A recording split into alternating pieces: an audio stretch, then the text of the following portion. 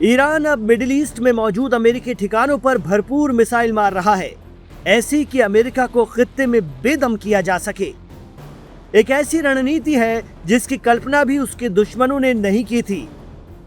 Expert कहते हैं कि अमेरिका तो इसराइल के इस झांसे में लड़ने चला गया कि ईरान की मिसाइलें लगती कहां हैं, वो तो इंटरसेप्ट कर ली जाती हैं, 3-4 दिन में वहां तख्ता पलट हो जाएगा।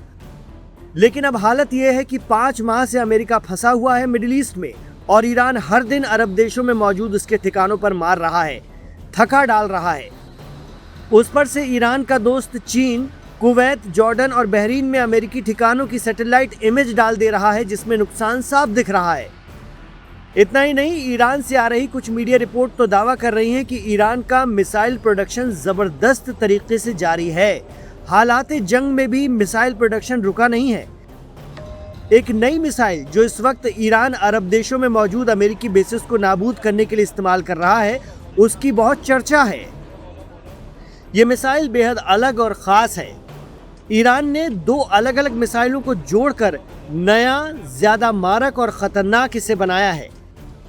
मीडिया रिपोर्ट बताती है कि हाल ही में ईरान ने अपनी खैबर शिकन और हज कासिम मिसाइल को जोड़कर मिसाइल का एक नया वेरिएंट बनाया और कुवैत, बहरीन और जॉर्डन के उर्दून में मौजूद अमेरिकी बेसों पर इससे खूब मारा। दरअसल ईरान की डिफेंस यूनिट और मिसाइल फैक्ट्रियां नए नए प्रयोग कर रही हैं। इसमें 2 मिसाइलों के डिफरेंट पार्ट्स को जोड़ा जा रहा है, जैसे खैबर शिकन का बूस्टर और हज कासिम का पेलोड मर्ज किया गया है, क्योंकि एक की खासियत यह है कि वो बेहद स्पीड से मूव करता है और मारता भी बेहद सटीक स्पीड से है, जबकि उसका पेलोड उतना इफेक्टिव नहीं है। ऐसे में दूसरे का इफेक्टिव पेलोड बेहतरीन बूस्टर वाली मिसाइल के साथ जोड़ दिया जा रहा है। अब स्थिति यह है कि अमेरिकी एयर डिफेंस सिस्टम उसे रोक नहीं पा रहा है। ईरान की इस सलाहियत के आगे अमेरिकी प्रतिरोध क्षमता फेल हो रही है। यही वजह है कि भारी नुकसान हो रहा है अमेरिकी बेसों पर।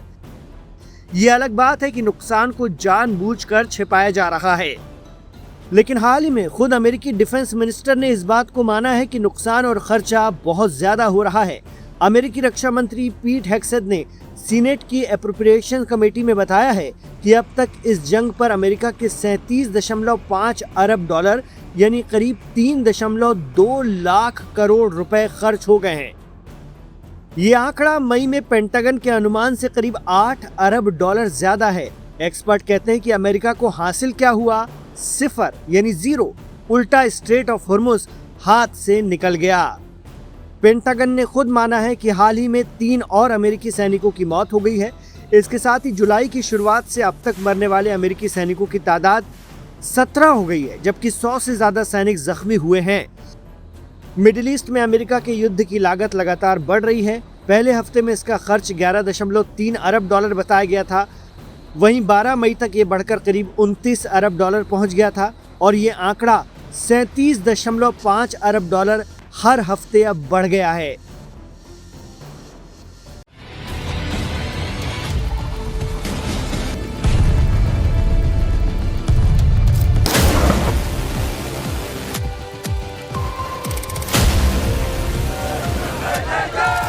सऊदी ने ईरान हिमायती यमन के अंसारुल्लाह से दुश्मनी मोल तो ले ली है, मगर अब खेला शुरू हो गया है।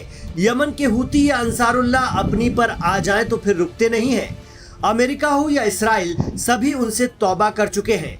ऐसे में ईरान अमेरिका जंग के बीच सऊदी ने हुतियों को ला रहे ईरान की महान एयरलाइंस के प्लेन पर जब से हमला किया है, तब से हुतियों ने अपने दुश्मन सऊदी के खिलाफ ऐलान जंग कर रखा है। अब खबर है कि हुतियों ने अपने कंट्रोल वाले लाल सागर से ब्लॉकेट तोड़कर गुजरने की कोशिश कर रहे सऊदी के 2 ऑयल टैंकरों को उड़ा दिया है। हुतियों का आरोप है कि दोनों जहाजों ने उनके घोषित नेवल ब्लॉकेट का उल्लंघन किया था, इसलिए उन्हें बैलिस्टिक और क्रूज मिसाइलों से निशाना बनाया गया है।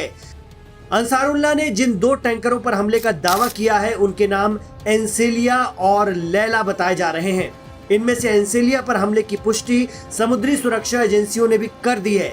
यमन में अंसारुल्लाह आर्म फोर्सेस के प्रवक्ता यहया सारी ने खुद मीडिया में इस बात की जिम्मेदारी ली है। उनका कहना है कि 12 साल से लगे सऊदी के हर सैंक्शंस का अब तगड़ा जवाब दिया जाएगा। उन्होंने साफ कह दिया कि हमारे दुश्मन सऊदी के टैंकर समुद्री ब्लॉकेट का उल्लंघन कर रहे थे, इसीलिए ये कार्रवाई की गई है। मीडिया रिपोर्ट बता रही है कि सऊदी झंडे वाले टैंकर एंसेलिया ने VHF के जरिए संकट संदेश भेजकर बताया कि लाल सागर में सऊदी अरब के जीजान बंदरगाह के बाहरी इलाके में उसे एक मिसाइल ने निशाना बनाया है, जिससे जहाज में आग लग गई। ब्रिटेन की समुद्री जोखिम प्रबंधन कंपनी वैनगार्ड ने भी इस बात की पुष्टि कर दी है कि एंसेलिया पर सऊदी अरब के अल शुकैक से करीब 70 नॉटिकल मील दक्षिण पश्चिम में एक अज्ञात प्रोजेक्टाइल से हमला हुआ है। वहीं United kingdom maritime trade operations ने भी उसी इलाके में एक टैंकर पर हमले की पुष्टि की है। टैंकर पर हमले के वीडियो ईरान की प्रेस टीवी से लेकर ईरान समर्थित तमाम हैंडल्स शेयर कर रहे हैं, जिसमें देखा जा सकता है कि एक टैंकर पर भयानक आग लगी हुई है। हूथियों ने तो ये भी दावा किया है कि जब से उन्होंने नेवल ब्लॉकेट लगाया है, तब से करीब 10 जहाजों को अपना रास्ता बदलकर लौटना पड़ा है।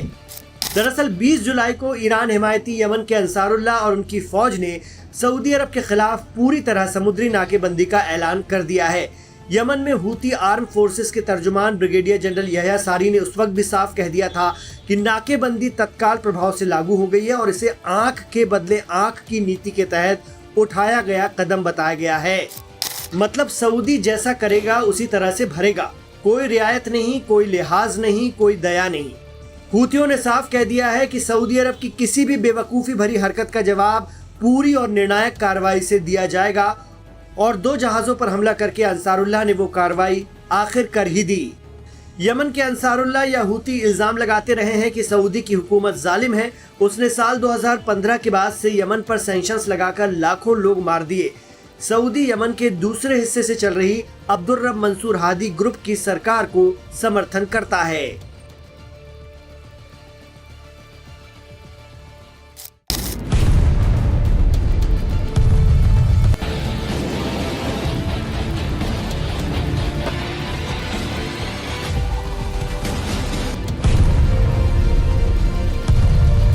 खाड़ी में चल रहा महायुद्ध पूरी तरीके से बेकाबू हो चुका है। ईरान के रिवॉल्यूशनरी गार्ड्स ने मिसाइलों और ड्रोन्स का एक ऐसा भीषण तूफान खड़ा कर दिया जिसने जॉर्डन में मौजूद अमेरिकी सेना के अड्डों को मलबे के ढेर में तब्दील कर दिया है। 22 जुलाई 2026 को जारी ये ताजा तस्वीरें साफ गवाही दे रही हैं कि ईरान की मिसाइलें सीधे अमेरिकी छावनियों पर काल बनकर गिरी हैं।